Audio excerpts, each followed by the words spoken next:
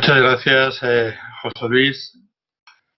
Bien, pues finalizan las tres ponencias, creo que con una visión sumamente interesante de lo que es el título de la sesión, movilidad como derecho. Se nos ha expresado esa evolución del interés por el objeto al sujeto, al individuo, a la persona. Eh, Nos hemos adentrado en la especificidad con una perspectiva de género en la mujer y finalmente en personas con discapacidad o limitaciones físicas y en beneficio de toda la ciudadanía cuando hablamos de diseño con accesibilidad. Después de este panorama, repito que creo que es sumamente interesante y que responde al título que unifica todas estas ponencias, creo que podríamos muy brevemente señalar, por un lado, alguna pregunta que sirviera a todos los ponentes y después dar paso a preguntas que a través del chat los participantes puedan dirigir. Ya tenemos registrada una que en breve pasaré a comentar. Pero antes esta general que quería plantear, si os parece, eh, a todos los ponentes, y se ha citado en todos los casos, y es inevitable, incluso yo lo he hecho en la presentación, el momento que vivimos en la pandemia. Y evidentemente, pues la pandemia está acelerando procesos que venían eh, produciéndose, pero también, y se ha indicado, introduce paradojas, introduce contradicciones en líneas que nos parecían incuestionables, y todo lo que se había avanzado en transporte público, por ejemplo, se desmorona.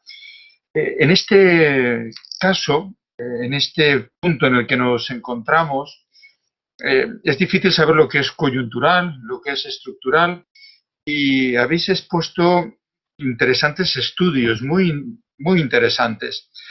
Eh, pero probablemente esa incertidumbre sobre lo que va a ser, yo no sé si podríais eh, indicarnos si lo que vivieron las sociedades en Asia con la experiencia de pandemias que no llegaron hasta Occidente ha supuesto realmente un cambio en los criterios de movilidad. Es decir, que ahí sí que hay una perspectiva de la incidencia que tuvo en muchas facetas, pero entre otras en la movilidad, y el resultado que esa situación ha dejado ya de una manera estructural y no, repito, coyuntural. Eh, Os cedo la palabra, quien queráis intervenir. Desde Málaga, Madrid o Barcelona. ¿Queréis empiezo yo? Muy bien. Esta es una pregunta, muy oportuna porque se nos plantea un mundo distinto del que teníamos, ¿no?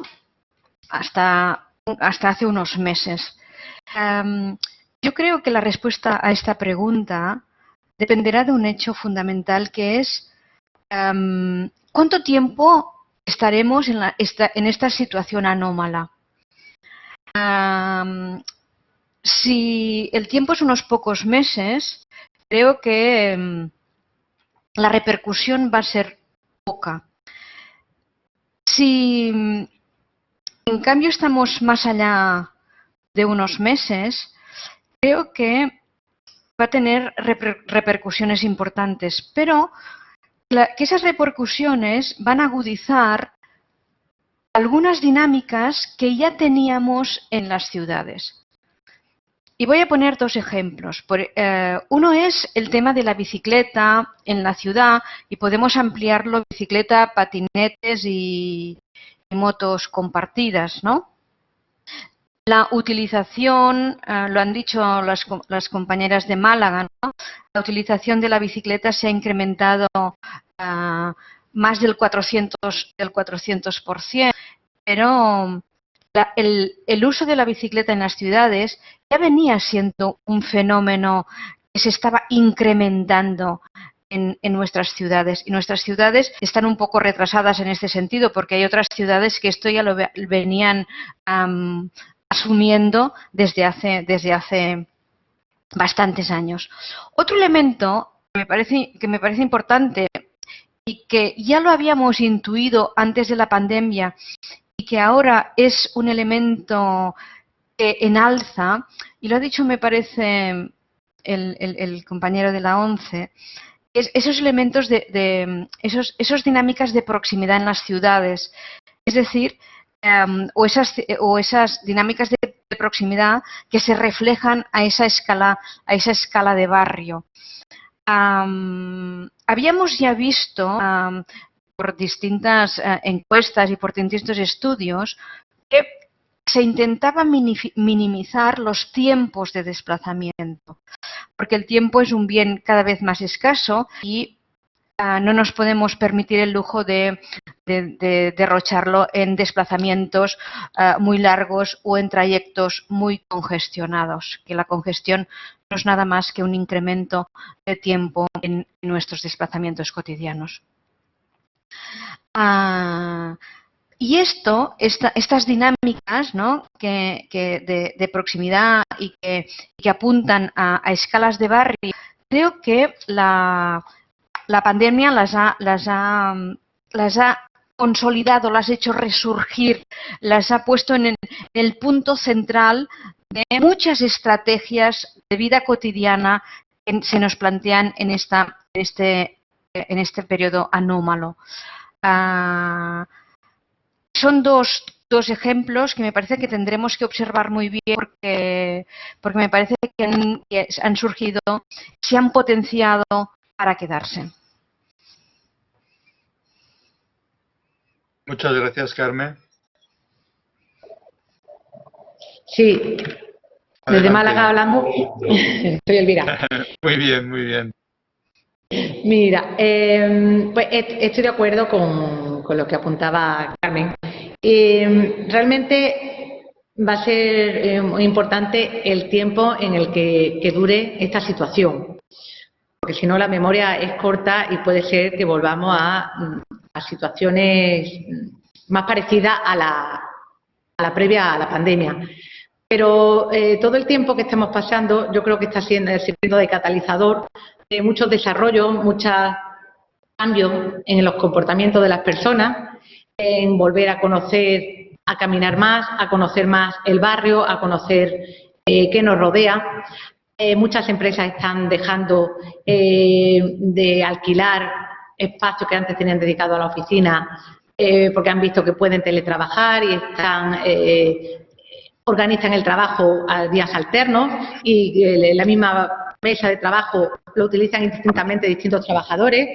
Y está provocando un abaratamiento de los costes y luego los trabajadores están viendo también una serie de ventajas que están posibilitando pues tener más tiempo en la casa para hacer otras cosas, utilizan el tiempo, ahorran tiempo del desplazamiento. Y por otra parte las empresas están buscando innovaciones y nuevas posibilidades de negocio, de cómo pagar sin contacto, de nuevos modos de transporte. De modo que todo este tiempo que estamos pasando, desgraciadamente, yo creo que sin embargo va a servir para que muchos de estos desarrollos permanezcan y cambie la movilidad. No, yo, si me permitís, por supuesto, ¿no?, completamente de acuerdo con ambas, pero yo sí que creo que nos está dando tiempo a pensar, ¿no? Yo lo que me da, no sé si llamarlo pena o que me da, o rabia, ¿no?, que tengamos que haya tenido que pasar esto para pensar que los medios, por ejemplo, muchas redes de transporte no estaban adecuadamente dimensionadas. Es decir, cuando veíamos las imágenes del metro de Pekín o de Tokio o las redes de Transmilenio en Bogotá o en Medellín, atestadas de gente, o las calles de cualquier ciudad, los autobuses urbanos. Es decir, parece que ahora a partir del COVID o de la pandemia nos ha hecho pensar, ¿no? Me da rabia, es decir, que creo que teníamos que tenía que ser motivo de haber estado trabajando ya en ello desde hacía tiempo. En cualquier caso, creo en la línea de dar buenas noticias al respecto de lo que nos está pasando a todos, de este mal sueño en el que estamos todos metidos, creo que es una oportunidad. Tomémoslo como oportunidad, como piedra de toque, como piedra de arranque para poder realmente poner en marcha de una vez por todas, pues iniciativas como comentaba Carmen, que yo también he indicado, la ciudad de 15 minutos. Vamos a dejar de hablarlo, vamos a implementarla, vamos a empezar a utilizar esos nuevos medios de transporte sostenible, pero para eso tenemos que poner un tablero y un tapete en el que todo el mundo quepa, ¿vale? Que quepa todo el mundo y que todo el mundo tenga su sitio de una manera adecuada, ¿no? Sí, bueno, yo creo que otra de las cosas al hilo de los transportes públicos, veíamos que eran más utilizados antes por mujeres y que era un patrón de movilidad al cual queríamos nosotros potenciar, llegar todos, hacer un transporte más sostenible. Esta sí que ha sido la parte negativa, y es que se ha desplomado el uso del transporte público, se ha desplomado absolutamente, y va a ser necesario, como dice José Luis, pues volver, darle una vuelta para que todos veamos cómo potenciar un transporte público seguro, adecuado, eficaz, que sirva a esas necesidades de transporte de mujeres y de hombres, incluso captar a usuarios. Hasta ahora lo que se ha potenciado ha sido precisamente lo que no queríamos, el transporte privado. De hecho, ha habido un incremento de ventas de vehículos de segunda mano, incluso de primera mano y demás, y yo creo que lo que habrá que darle una vuelta a esa potenciación del transporte público, porque al final es lo que vamos a necesitar en las ciudades finalmente. Muchas gracias. Bien, muchísimas gracias por las 4 intervenciones. Y tenemos en el chat una pregunta que va dirigida concretamente a José Luis, porque nos indica lo siguiente: en el camino para ciudades más humanas y saludables, con menos velocidad, en principio, menos semáforos, mejor que más semáforos. ¿Comparten este planteamiento desde la Fundación ONCE? Un poco en la línea de lo que acabo de comentar, ¿no? Lo que creo que tenemos que tener en cuenta es que hay muchos más actores de los que teníamos hace unos años, o que tenemos muchos actores diferentes a los que había hace muchos años y que vivían y convivían en la ciudad, ¿no? En la Edad Media teníamos a los carros de los comerciantes paseándose por intramuros, ¿no? Con los bufones, con los feriantes, etcétera, ¿no? Y que bueno, que molestaban más o menos a los peatones que iban al mercado a comprar. Ahora mismo, pues bueno, tenemos que convivir hay que convivir los peatones con las personas que utilizan bicicletas, las personas que utilizan los patinetes, las personas que utilizan el vehículo privado y el vehículo público, ¿no? Tenemos que vivir con las estatuas humanas que se instalan en nuestras calles, con los artistas urbanos. No sé si es mejor que haya menos semáforos, mejor que más semáforos. Lo que tengo claro es que tenemos que diseñar el tapete para que todo entre. Si son las soluciones que estén para quedarse, que tengan en cuenta las necesidades de todos los ciudadanos, y que respeten las necesidades y tengan en cuenta estas cuestiones en su diseño. Por eso, no sé si es mejor menos que más. Diría menos porque hay menos transporte rodado, pero bueno, es que el transporte, yo creo que los vehículos de transporte privado son necesarios también en las ciudades. Habrá que limitarlo y haber que ver cuáles son las formas de meterlo y de mezclarlo con el resto de actores que participan en la ciudad. En cualquier caso, efectivamente, yo lo que creo es que ya no solo para personas invidentes, sino para cualquier persona y para cualquier ciudadano, hay que tener en cuenta las necesidades de todos y y cuando digo de todos, hablo también de los peatones y ciudadanos y usuarios de estas tipologías de vehículos que también son ciudadanos de pleno derecho.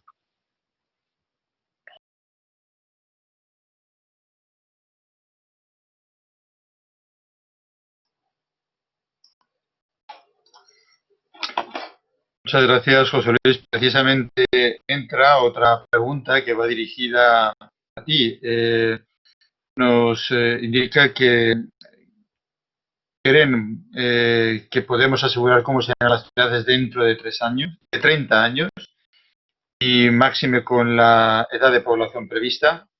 Quizá la ciudad de los 15 minutos exista ya especialmente en la mayor parte de ciudades medias de nuestro país. Solo hay que impulsarlas.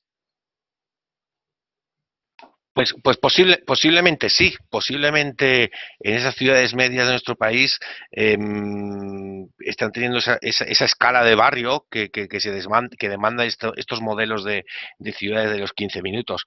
Posiblemente sí, pero seguramente desde sus órganos municipales lo que están deseando es meter un tranvía, meter un metro, meter una red interna de transporte público, ¿no? Es decir, que no saben realmente lo que tienen hasta que realmente lo pierdan, ¿no? ¿Cómo serán las ciudades dentro de 30 años? Pues seguramente muy parecidas a las de ahora, pero tenemos que trabajar para ello, porque lo que no serán iguales será la población que viva.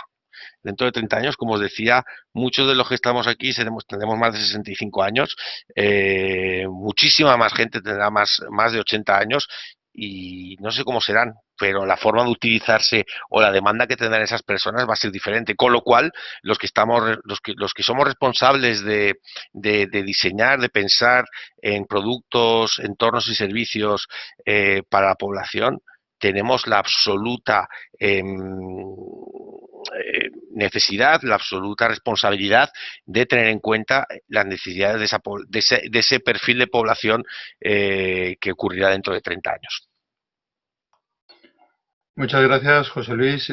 Precisamente, y enlazando con esto que expones y con una pregunta que puede ir dirigida perfectamente tanto a las compañeras de Málaga como a ti mismo, nos pregunta Rubén qué recepción real tienen estos planteamientos de movilidad sostenible por parte de la gestión política. Bueno, pues yo creo que se está coordinado, se está enfocado en ese sentido. De hecho, estamos viendo como toda la transformación de los carriles derechos de las calles con la limitación de velocidad a 30 km/h está siendo un intento desde la gestión de la administración para impulsar y darle mayor seguridad al uso de estos modos de transporte alternativos, de vehículos de movilidad personal, de bicicletas, que si bien no es la panacea de la seguridad, que bueno, los carriles exclusivos siempre son mejores, pero la inviabilidad real y el coste económico real de las medidas y también la flexibilidad que este tipo de soluciones plantea, que puedan ser utilizados por vehículos privados o por vehículos de movilidad personal, porque no siempre tienen el uso para el que realmente se le asigna el espacio, y el espacio también es un recurso pues muy escaso, el espacio público. Realmente yo creo que se están dando pasos en ese sentido desde la administración, que es difícil, sí, que cuesta también. También todo el desarrollo de vehículos autónomos. Esto va a abaratar los costes de muchos de los transportes públicos para algunas líneas, que también va a facilitar pues, que pueda tener una mayor frecuencia y a garantizar un flujo más continuo.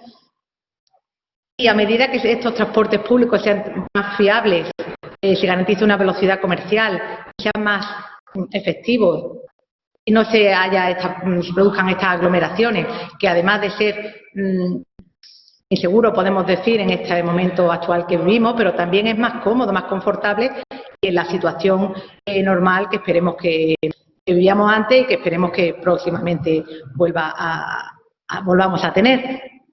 Entonces yo creo que sí, que la administración lo sabe, que tiene que ir en ese camino, que está trabajando para ello y yo creo que, como hemos comentado,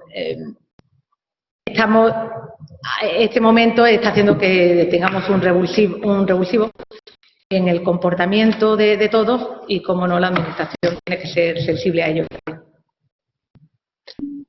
Efectivamente, totalmente de acuerdo, Elvira, y además es que aunque solo sea por responsabilidad social corporativa, ¿no? Que eso parece que solo se le exige a las corporaciones privadas o las empresas y no a las administraciones públicas, que creo que también tienen que tener RSC, ¿no? Todas las líneas que están marcando las políticas en el marco 2030 con los objetivos de desarrollo sostenible, aunque sea solo para cumplir eso, tienen que lo tienen como dentro de en su agenda, dentro de todo su desarrollo político y de gestión municipal, autonómico o nacional, pues es que van a tener que cumplirlo. Todos los programas de ayudas de fondos europeos, de fondos de reactivación económica, tienen un alto contenido, digamos, verde en sostenibilidad, en recursos, energías limpias, con lo cual la movilidad es un elemento que también tiene que estar como en todas las agendas, la movilidad sostenible en todas las agendas de cualquier administración pública, y yo creo que efectivamente, como bien decía adelantada Elvira, sí que se está teniendo una gran sensibilidad en ese sentido, ¿no?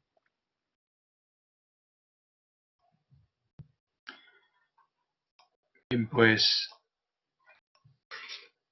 muchísimas gracias. Creo que cumplimos estrictamente con el horario en el inicio y en la finalización que nos habíamos marcado, a pesar de estos pequeños problemas, pero que son comprensibles cuando estamos ante tantísimas plataformas, familiarizándonos todos al mismo tiempo.